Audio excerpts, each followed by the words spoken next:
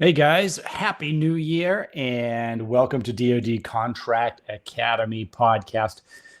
This episode, we are going to bring you one of our top three interviews. So, we've had a lot of interviews with subject matter experts in successful small businesses throughout the year, and we've got a lot of great feedback. We've actually risen to the top 5% of all podcasts. So, our goal is to continue that climb this year, and we have a lot of amazing guests coming in.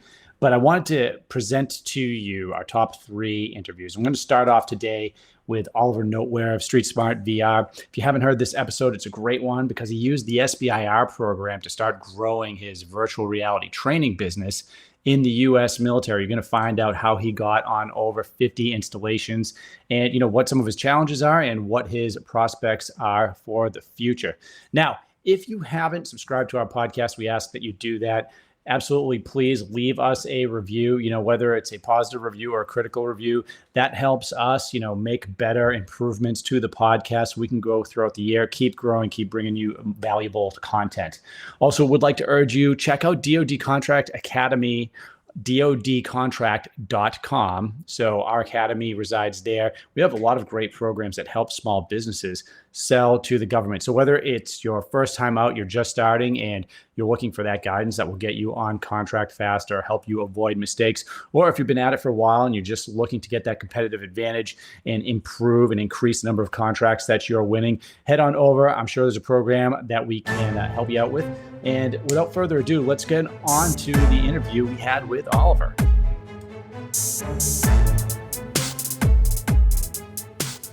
All right, hey guys, Ricky Howard here with the Government Sales Momentum Podcast. Today, I have hopefully someone that considers me a friend, someone I've worked with a little bit in the past, someone who's killing it in the defense sector with his business. Oliver, welcome to Government Sales Momentum. Thanks, Ricky. Good to be here. Yeah, so of everybody, and I'm not just saying this, I know we had a little conversation prior here, but and so obviously we have worked a little bit together in the past, and so I know more about your company than others, but it is one of the most interesting businesses that I've interacted with since I've gotten out of the Air Force, and we've consulted with probably close to 400 companies at this point. It's really interesting, and you're doing great. So I have a ton of questions. I know people listening are going to have a ton of questions, but before we get into your business, let's talk a little bit about you. Like, hey, where are you from? What'd you do? And then what led to you starting your company? Sure. So by way of background, I grew up in Houston, Texas, and went to school on the East Coast. That led me to living in the Middle East for a couple years. This would have been in 2008, 9, 10 into 11. Lived in Beirut, did a bunch of interesting stuff in the Middle East, and then decided that I didn't want to sit behind a desk anymore. And so joined the Marine Corps and went through the full pipeline, became an infantry officer. Can we stop? I don't want to break your chain of thought there, but so this is interesting, right? So most people, when you start talking about living in the Middle East for a couple of years, I immediately thought, oh, well, he skipped the part where he joined the military and lived in the Middle East for a couple of years. It's not standard for someone not in the military to, especially right after school. What were you doing out there, if you could talk about it a little bit? Yeah. So during undergrad, I had studied Arabic and economics, and I thought, hey, the best way to really understand the language and culture is to go be boots on the ground. At the time, it was more like tennis shoes on the ground. Right. So was able to find a job in Lebanon. They have banking secrecy, kind of like Switzerland used to have. Okay. So I worked at a bank, and it was phenomenally interesting. Yeah. But after a couple of years of doing that and realizing that private wealth management and helping rich folks protect their investments and make more money just wasn't my calling. I wanted to do something a little bit more physical. I was an athlete growing up, wanted to do something a little bit more outdoors, a little bit more service oriented, and started looking at public service. Cool. What sport did you play? I wrestled. Okay, great. I think you told me that before too. No, very awesome. Well, I'd say the Marine Corps is probably a good branch to jump into. So you made the transition into the Marine Corps, and so I cut you off when you started talking about it. What was your job in the Marine Corps? Did you enlist? Were you an officer? What was your progression? Yeah, so I commissioned in December of 2011 and went through the officer candidate school, the basic school, and then chose to be an infantry officer and got selected for that. So just over a year of formal schooling and pipeline, and then was stationed, fortunately for me, in the Pacific, which I Nice. didn't want to do. I wanted to be on the East Coast to go back to the Middle East. I knew nothing about the Pacific, but the Marine Corps, in its infinite wisdom, stationed me in Hawaii, which was great. Lots of complaints, but phenomenal experience living out Yeah. there. Training was really tough. I mean, Oahu is a small island. There's not a Mhm. lot of opportunities to get live fire ranges the same way you would at 29 Palms or NTC or other bases. Right. So we got told all the time, use the simulator, use the simulator. And it was probably what a lot of folks are conditioned to, a legacy flat screen system. You stand there, you point your weapon at the screen, it shows you a scenario. You can't move, you can't check your six. To me, as a young lieutenant, it created a lot of training scars. And so I was very wary of using the simulator. Sounds like Did Duck Hunt. I don't know if you played that when you were a kid, but Exactly, yeah. exactly. We did a couple deployments, trained a lot of foreign militaries in Asia, and supporting national security and foreign policy. And then in 2016, made the decision to get out because while I was offered great promotion opportunities, I was a real millennial, and I said that's not the thing I want to do. I want to do something over here. Yep. And my higher up said, nope, that's not the path to general. And I said, well, okay.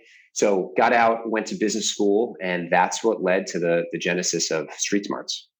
That's really awesome. What were you? Were you a captain when you got out? I was a super senior first lieutenant, and then I pinned on captain in the reserves, technically. Okay, I got you. Are you still in the reserves? No. Okay. No.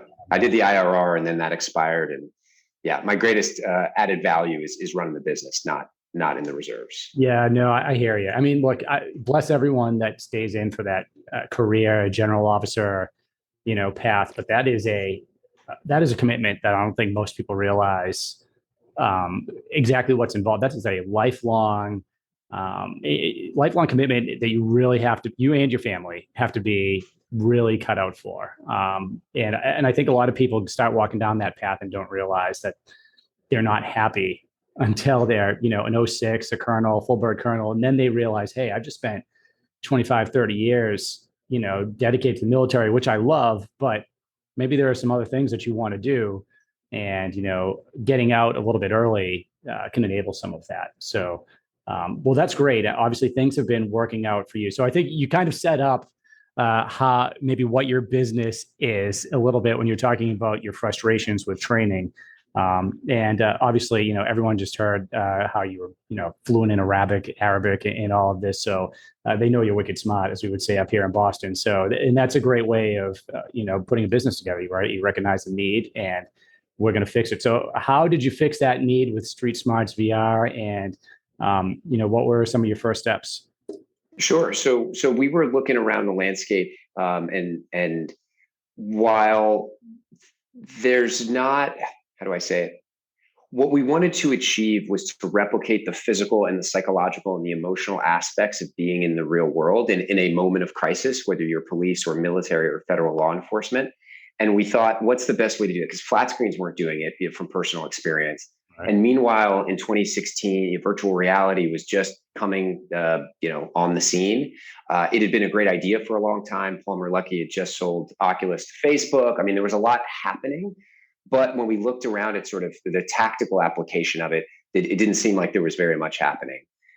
So we started building it. We built a prototype. We took it to local police departments in the tri-state area. Of course, they beat it up. But as you know, the best path is create the MVP, the minimum viable product, get it out there, let people beat it up, and then iterate and keep building and keep building.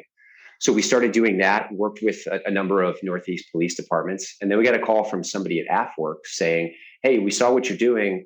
Love this. We have security forces here in the Air Force. Would you be interested in working with them? Would you be interested in finding a way to collaborate to adapt your technology into the Air Force? So that led me to take a trip down to Joint Base San Antonio in Lackland, where the security forces in the Air Force have their MOS school, like their after boot camp. You go and do your technical training. Met with some great captains and senior enlisted there who were all about technology and innovation. And that was really our first step into working with the Department of Defense.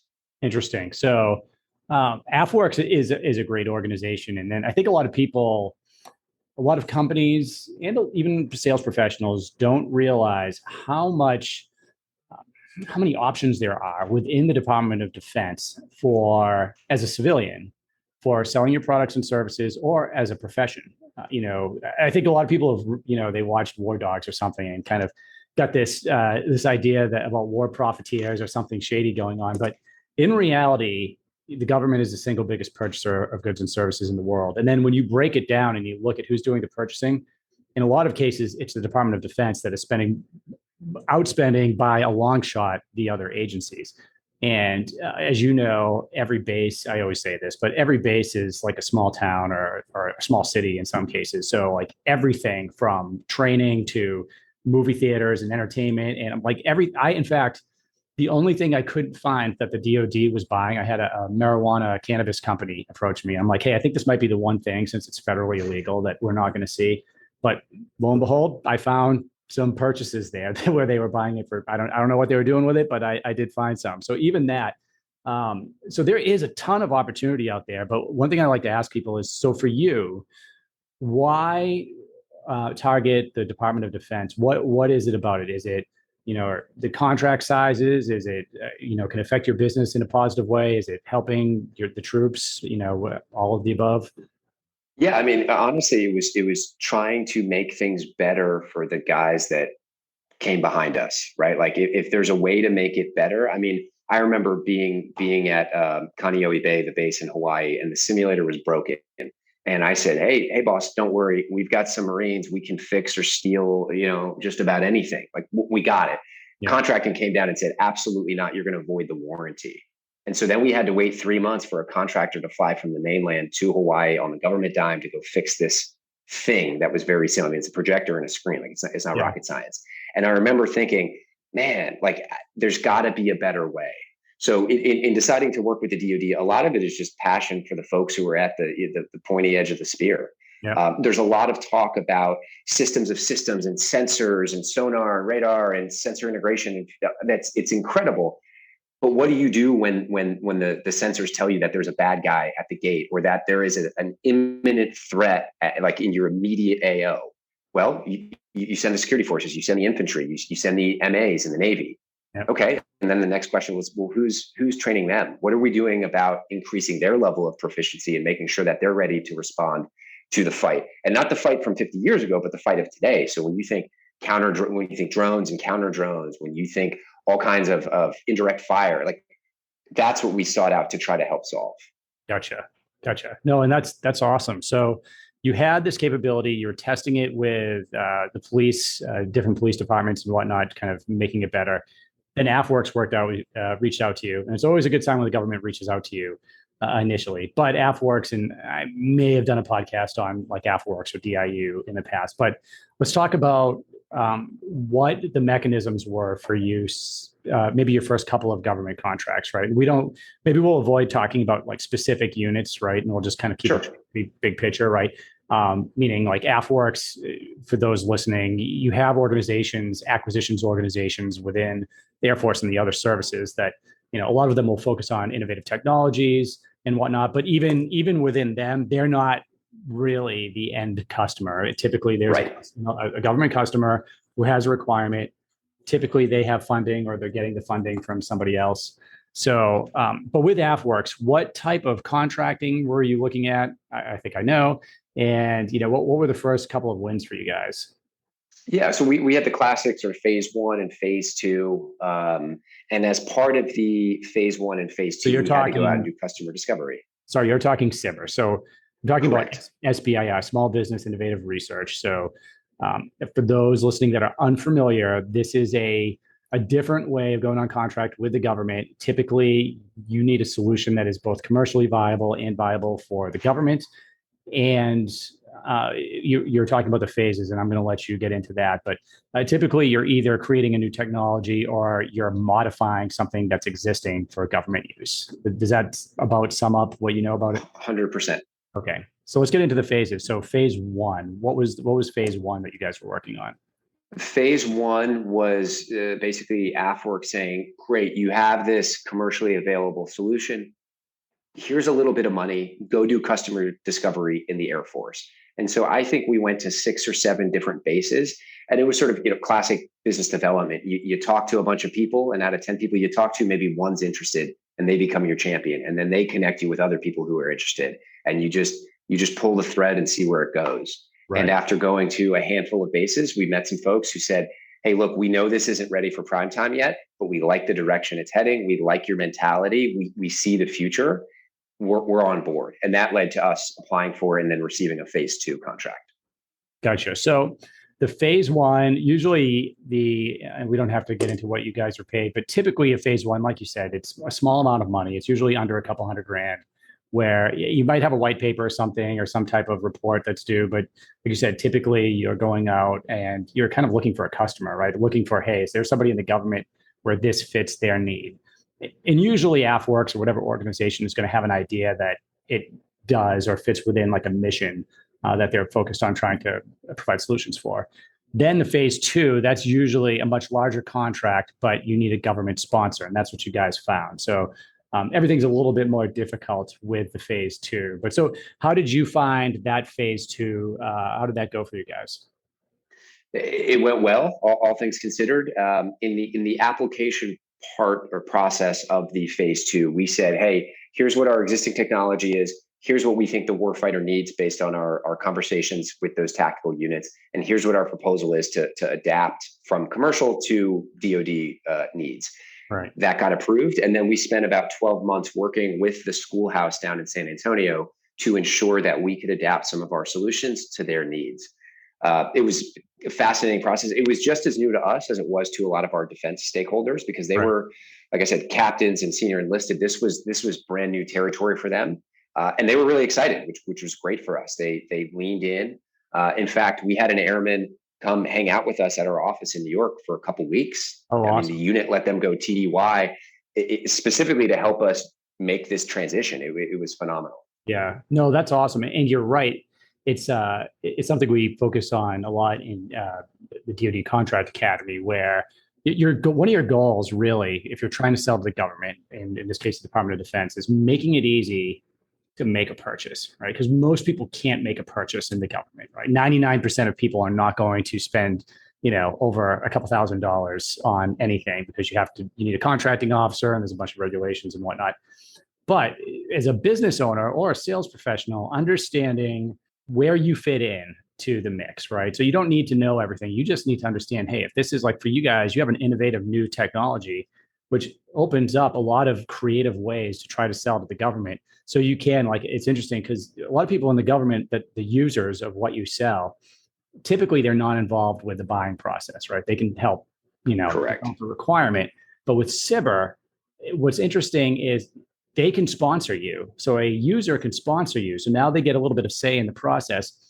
And a lot of times they don't have to have any money or contracting officers or anything, because if you're going through SBIR, you might be using the SBIR program dollars and their contracting officer or whatever. You just need somebody to sponsor you. So it's a great way to kind of build that, not only go on contract initially, but kind of build some of that momentum among the users and get it in the hands of people. So a lot of companies struggle to win that phase 2 SBIR. You guys managed to do it. And then the next struggle is what comes after a SBIR phase 2 when you graduate. So why don't you talk a little bit about that? So you graduated from the phase 2 SBIR. It sounds like everybody loved, what you guys built for them during that phase 2 part. Yeah, so that then began the uphill struggle. And so on the one hand, we had our foot kind of in the door with the DoD, but we needed to go out and generate sales, because SBIR, yes, the money is green, but it's not a real sale. Right. So the upside was that there were a lot of tactical units, a lot of squadrons that liked what we were doing and started purchasing from us. And that led us to doing basically a bottoms up motion in enterprise sales terms in the DoD. The tough part, though, was there's not a program office that covers what we do. So we went to one program office, the simulators program office, and they said, hey, we love what you're doing, but it doesn't touch aircraft. And so it's not within our parameters. Right. Go talk to someone else. We went to another center of excellence and they said, hey, we love this, but we don't do simulators. Go talk to someone else. So, one of the nice things about AFWorks is they can get a lot of folks on to phase 1 and phase 2s, but transitioning into some sort of program office is really tough, in contrast to the way that the Navy does it, where it's a much tighter filter from the beginning, but once you're in, you're in. So even now in 2022, we're on something like 55 or 60 military installations. Wow. And all of those purchases were at the squadron, group, or MAGCOM level, which is awesome. Obviously we take that as a badge of faith. And to us, that's a big signal. There's a demand, there's a need, there's a willingness to pay. But transitioning to any sort of enterprise contract it's something we're continuing to work on.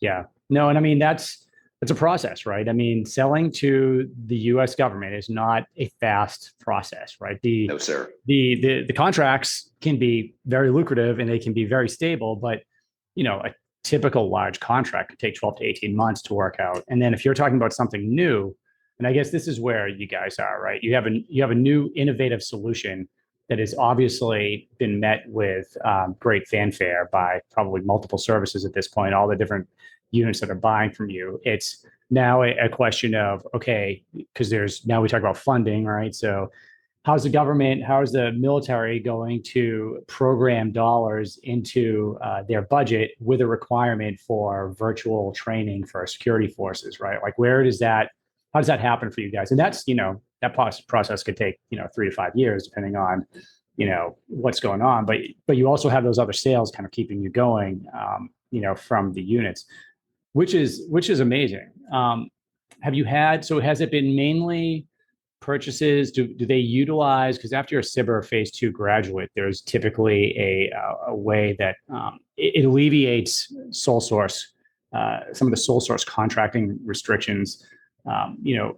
For those that don't know, sole source contract usually means that only one company can do the thing, or that one product can do the thing. And typically that means that you're not competing it amongst other companies. And that's a part of what takes a long time, to put something on a contract, is the FAR makes the government, basically they don't want there to be any undue influence, right? They want it to be fair purchasing. But there are ways to relieve some of those sole source restrictions. So for me, as a program manager in the Air Force, it was a huge pain to try to do a sole source contract, even with a company that was clearly in that sole source category, because we had to go to great lengths to prove that we don't need to compete this to, the general, to the contracting staff, to everybody that had to check the box. But SIBR phase 2 lifts some of those restrictions, makes it easy. So does 8A if you're 8A certified. And, we could talk about SDVOSB and how that can help a little bit as well. So are they taking advantage of some of those, some of the benefits, I guess you could say, of being a SIBR phase 2 grad? They are. We've had to spend actually quite a bit of time educating contracting officers, resource advisors, because again, the purchasing that's happening of our product is happening at the tactical level. So these are a lot of contracting officers and RAs who may not be familiar with what a phase 3 is, what is a SIBR. They just haven't been exposed to it yet in their career. So we spent a lot of time educating them and helping them. But the short answer is yes, we've been able to leverage phase 3 contracts by virtue of being in the pipeline for phase 1 and phase 2. Okay. No, that's great. Yeah. I mean, you're right. So that's part of educating the people that you're selling to, right? Hey, how can I make it easier for you to buy from me? And we've generated, the exact words you should give to a contracting officer on the other end, just so they know, what that they can actually legally make a purchase, well, that's great. So you're at the point where you said 50 or 60 units, they're making direct purchases from you. You're working on, hey, how do we get, the enterprise contract? What are some next steps for you guys? Yeah, there's a variety of next steps. We are looking at opportunities to team and partner with primes. We've been contacted by a couple of them to support contract bids into other service branches, because there is a big adoption throughout the DoD of AR and VR. A lot of times it's for pilot training, it's for maintenance training. And so some of the primes are looking at how can they provide a one-stop shop for any sort of operator in the DoD. So we're working on the teaming and partnering side. We've also worked with a number of other small businesses who may have contacts with their local law enforcement agencies. There may be a business based out of, Seattle, that does something remotely related to law enforcement or remotely related to force protection on both the DoD and the municipal side. We have similar customers. Our products are non-competitive, and we'll actually team up on different bids because it makes our joint offering that much more compelling to the buyer, which makes it easier to sole source, and moves the needle. So that's a piece that we're looking at. We're also starting to hit a lot of the trade shows now that COVID is over. Good. We're going to a lot of the conferences and the expos. Takes a lot of money, takes a lot of planning, takes a lot of hours. But as you know, just any sort of prospecting, if you can build the pipeline, if you can build the funnel, it should pay off. And those are some of the steps we're taking currently. Yeah, no, that's awesome. Because there's so many units that could probably use what you have. And I've done a couple episodes on contract or on conferences, but it's a huge part of, moving forward. And you're right, it is expensive. It doesn't have to be like, breaking the bank expensive, but, if you can go to a conference that is, sponsored by the agency that you're trying to sell to, that is primarily, I like to go when I'm bringing a company to one of those, primarily to a conference that is going to be attended by government personnel, by military personnel, whatever. Because then you're getting, you're not just getting a bunch of other businesses that are there. Now you're getting, first of all, you're getting users of potentially what you're going to have, especially with something that you have, which is awesome, right? You have your booth. Typically, they're going to have times where people are walking around, taking a look at what you've got. Almost everyone I've been to has had some type of happy hour associated with it. So it's great to have generals that, are in charge of big picture efforts and requirements, and colonels that have buckets of money to spend, acquisitions officers, and then users, which could be, flyers, could be, enlisted airfield operators. But you get all of them walking around and they got a drink in their hands and you get something like a really innovative solution. That's a win-win. That really pours gas on the fire if you want to, especially with what you're trying to do, right? Like, hey, how do I get the requirement, the funding, the acquisitions guys, and the users all in line? If they're all in the same place, you could do in a couple of days at a conference what could take you a year and a half, just trying to set up meetings and, kind of push the needle forward that way. So, yeah, no, that's awesome. Yeah, I mean, even throughout COVID, our team was boots on the ground. We were beating the street trying to meet people. Our mentality was, hey, if our customers, federal law enforcement, military police, local law enforcement, campus safety officers, if they have to be at work doing their job because community safety is important to everyone, then we're going to meet them where they are. We're not going to sit back and say, well, the world is upside down, let's just cool our jets. We looked at it as an opportunity to really lean in, and I think that's paid dividends. Yeah, no, that's great. Sounds like you guys are doing everything that you're supposed to be doing, probably doing a lot of things that other companies aren't doing. So that's great. So what do you think some of the big goals for you guys are going to be over the next couple of years? Yeah, I mean, we want to unlock enterprise contracts so that we can more effectively serve the warfighter. When I say more effectively, it'll cost us a lot less money to have one contract as opposed to going out and having all of these contracts. That ultimately will save the DoD money. They can also unlock some economies of scale and essentially bargaining power against us, which is great. We intend to work with every service branch. We currently have contracts in both Air Force and Space Force. We're looking at the Marines, we're looking at the Navy, big Army. And then, of course, working into the federal space, we're currently the partner of choice for virtual reality for all federal law enforcement officers. They have a union. We are partnered with them, which we're really proud of. And then continuing to serve municipal law enforcement. And rather than going really broad and starting to try to target maintenance and other specialties, we want to go really, really deep. We want to continue to serve these guys. I mean, the number of requirements and the expectations that most citizens have of a first responder are massive. I mean, they have to deal with everything from how do you respond to an active shooter to how do you deal with mental health episodes to how do you deal with stray kitten. I mean, there's the sheer variety on a daily basis is pretty awe-inspiring. And so we know that there's a lot of work left to do for us to be able to help support them fully. We also know that VR, which is our medium, is not the best way to train for everything. Live fire should be done on a live fire range.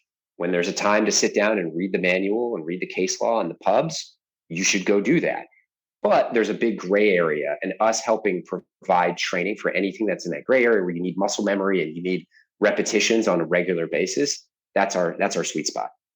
Yeah, no, I'm glad you got into that because we didn't get super into the technology itself. And I remember you showed me a demo. This was months and months ago when we kind of first got together. But it's more than just, hey, practicing, how to use an M9 on the firing range and doing target practice, right? You actually have like almost like a really in-depth video game where you do have like these de-escalation drills that you can do, and the responses from people that you're talking to and whatnot.